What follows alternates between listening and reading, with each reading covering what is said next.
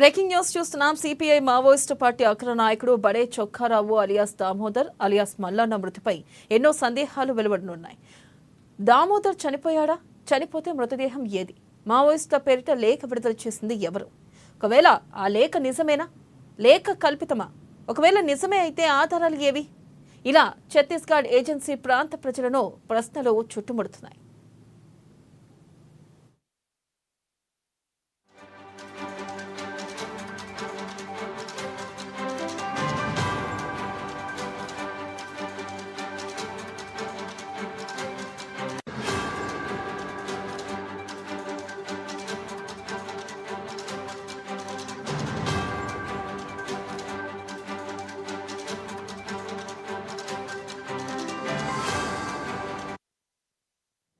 ఇక ఛత్తీస్గఢ్ రాష్ట్రం బీజాపూర్ ఎన్కౌంటర్లో మావోయిస్టు పార్టీ తెలంగాణ కార్యదర్శి బడే చొక్కారావు అలియాస్ దామోదర్ మృతి చెందినట్లు సౌత్ బస్తర్ డివిజన్ కమిటీ కార్యదర్శి గంగ పేరుతో లేఖ విడుదలైంది. 18 మావోయిస్టుల్లో దామోదర్ కూడా ఉన్నాడని, మావోయిస్టు పార్టీకి తీరని లోటని అందులో పేర్కొన్నారు. అయితే ఈ లేఖను విడుదల చేసింది ఎవరు? మావోయిస్టు పార్టీలో గందరగోళం సృష్టించడానికే ఈ లేఖను సృష్టించారా అనే చర్చ తీవ్రంగా జరుగుతుంది. అయితే ఎన్కౌంటర్ జరిగినప్పుడు దామోదర్ ఆ ప్రాంతాల్లో లేడన్న ప్రచారం సైతం జోరుగా సాగుతుంది. ఎన్కౌంటర్కు సంబంధించిన మావోయిస్టు మృతుల ఫోటోలు, వీడియోలు మావోయిస్టులు ఇటు పోలీసులు సైతం విడుదల చేసేవారు. కానీ 3 రోజులు పూర్తయినా కూడా ఇంతవరకు దామోదర్ ఫోటోను మావోయిస్టులు రిలీజ్ చేయలేదు. ఇటు పోలీసులు కూడా అధికారికంగా ధృవీకరించడం లేదు.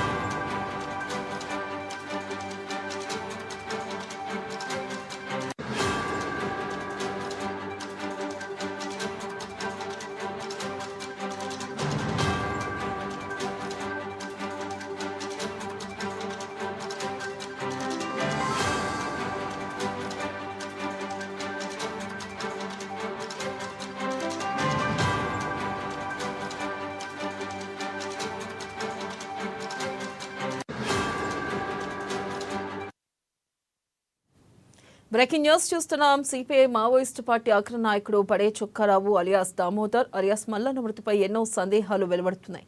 దామోదర్ చనిపోయాడా? చనిపోతే మృతదేహం ఏది? మావోయిస్టుల పేరిట లేఖ విడుదల చేసింది ఎవరు? ఆ లేఖ నిజమేనా లేక కల్పితమా?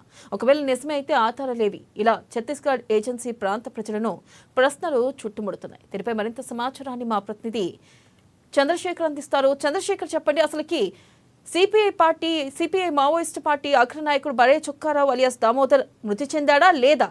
అప్డేట్స్ ఏంటి? వెన్నెల, మనకు ప్రస్తుతానికైతే వస్తున్న సమాచారం ప్రకారం అయితే బడే Chokka Rao alias Damodar Telangana Maoist party రాష్ట్ర కార్యదర్శి ప్రస్తుతం సేఫ్ గా ఉన్నాడని మాత్రం మనకి తెలియవస్తుంది. దీని నుంచి ఎటువంటి ప్రకటన అయితే ఇటు మావోయిస్ట్ పార్టీ కేంద్ర కమిటీ నుంచి కానీ ఇటు పోలీసుల నుంచి అయితే ఇంకా ఎలాంటి లేఖ అయితే విడుదల చేయలేదు. దాని మీద ఎలాంటి వివరణ అయితే ఇవ్వలేదు. కానీ ఇక్కడ కొన్ని మనం గమనించాలి.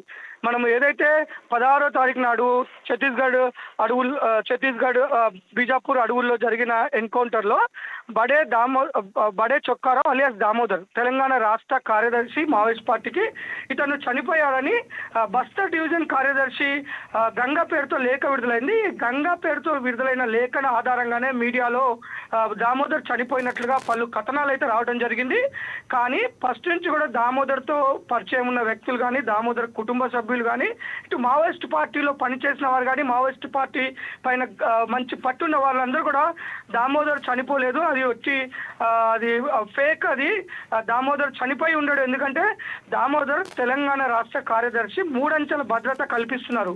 3 అంచెల భద్రతలో అతనికి సెక్యూరిటీ ఉంటుంది.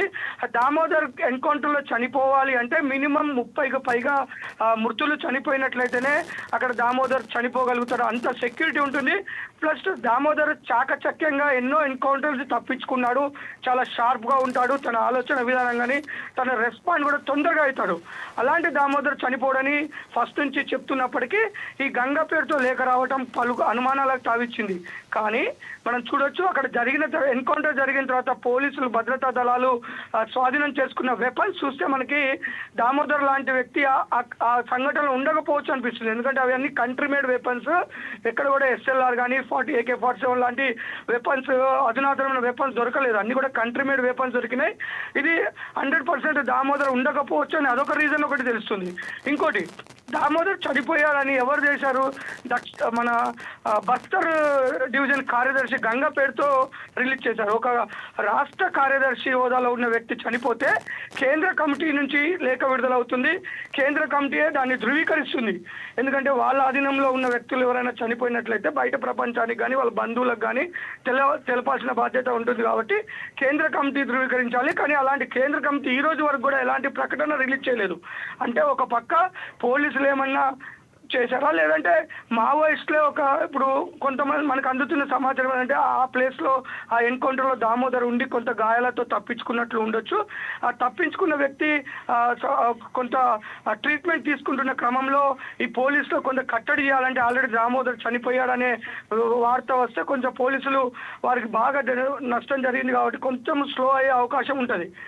మావోయిస్టులకి భారీ నష్టం జరిగింది కాబట్టి మనము కొంచెం 1-2 రోజులు వేచి చూడడానికి స్లో అవకాశం ఉంటుంది. ఈలోపు తను వైద్య సేవలు అందించుకొని ఉన్న ఎస్కేప్ అవ్వచ్చా, ఇలా రకరకాల కారణాలు అయితే మనకు తెలియవస్తున్నాయి. కానీ దామోదర్ లాంటి ఒక రాష్ట్ర కార్యదర్శి అంత ఈజీగా అయితే ఎన్కౌంటర్లో చనిపోవడం అనేసి అయితే మాత్రం పక్కాగా దామోదర్తో అనుభవం ఉన్న వ్యక్తులు కానీ మావోయిస్ట్ పార్టీ మీద గ్రిప్ ఉన్న వ్యక్తులు చెప్తున్న పరిస్థితి.